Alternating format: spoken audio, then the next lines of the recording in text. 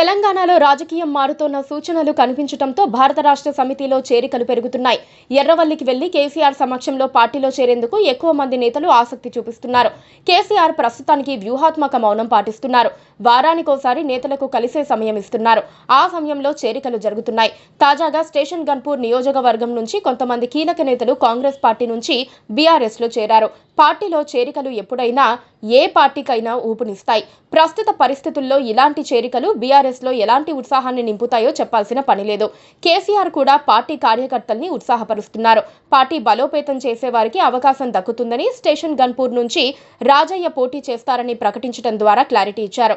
కేసీఆర్ కూడా ఉప ఎన్నికలు వస్తాయని క్యాడర్ ను ఉత్సాహపరుస్తున్నారు. తెలంగాణలో ఉప ఎన్నికలు వస్తాయని ఇప్పటి వరకు కేటీఆర్ చెబుతూ వస్తున్నారు. ఇప్పుడు కేసీఆర్ కూడా అదే మాట చెబుతున్నారు.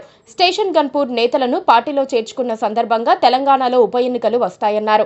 పార్టీ మారిన ఎమ్మెల్యేలకు ప్రజలు బుద్ధి చెబుతారని కేసీఆర్ స్పష్టం చేశారు.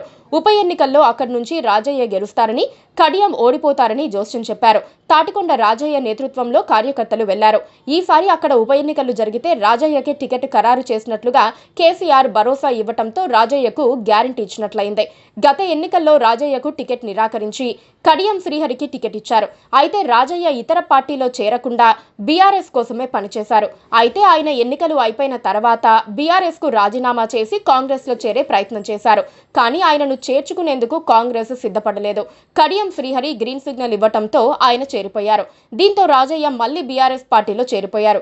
స్టేషన్ గన్పూర్ లో కడియం శ్రీహరిపై తీవ్ర విమర్శలు చేస్తూ రాజకీయం చేస్తున్నారు. గతంలో రాజయ్య కేసీఆర్ ప్రభుత్వంలో డిప్యూటీ సీఎంగా చేశారు.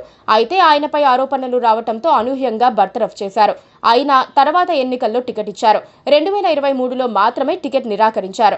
10 మంది ఎమ్మెల్యేలు పార్టీ మారటంతో వారిపై అనర్హత వేటు వేయాలని బీఆర్ఎస్ పార్టీ సుప్రీంకోర్టుకు వెళ్లింది. సుప్రీంకోర్టు అసెంబ్లీ కార్యదర్శిని ఎప్పట్లోపు నిర్ణయం తీసుకుంటారో చెప్పాలని ఆదేశించింది. సరైన సమయంలో అని చెబుతున్నా దాన్ని సుప్రీంకోర్టు అంగీకరించడం లేదు. తదుపరి విచారణలో ఎప్పటిలోపు నిర్ణయం తీసుకుంటారో చెప్పకపోతే తామే పలానా తేదీలోపు నిర్ణయం తీసుకోవాలని ఆదేశాలు జారీ చేస్తామని సుప్రీంకోర్టు స్పష్టం చేసింది. దీంతో పార్టీ మారిన ఎమ్మెల్యేలపై అనర్హత వేటు పడుతుందన్న నమ్మకం బీఆర్ఎస్ నేతలు వ్యక్తం చేస్తున్నారు. అయితే కాంగ్రెస్ నేతలు మాత్రం స్పీకర్ నిర్ణయాన్ని సుప్రీంకోర్టు కూడా తిరస్కరించలేదని, స్పీకర్ను సుప్రీంకోర్టు ఆదేశించే అధికారం రాజ్యాంగం ఇవ్వలేదని అంటున్నారు. చట్టం ప్రకారం ఎమ్మెల్యేల అనర్హతపై నిర్ణయం తీసుకునే సర్వ హక్కులు స్పీకర్కే ఉన్నాయని అంటున్నారు. అయితే ఉప ఎన్నికలపై మాత్రం బీఆర్ఎస్ ఆశలు పెంచుకుంటూ పోతోంది. ఉప ఎన్నికలంటూ వస్తే తెలంగాణలో రాజకీయ సంచలనం నమోదవుతుంది. Please subscribe to KTV Telugu. KTV Telugu KTV Telugu channel.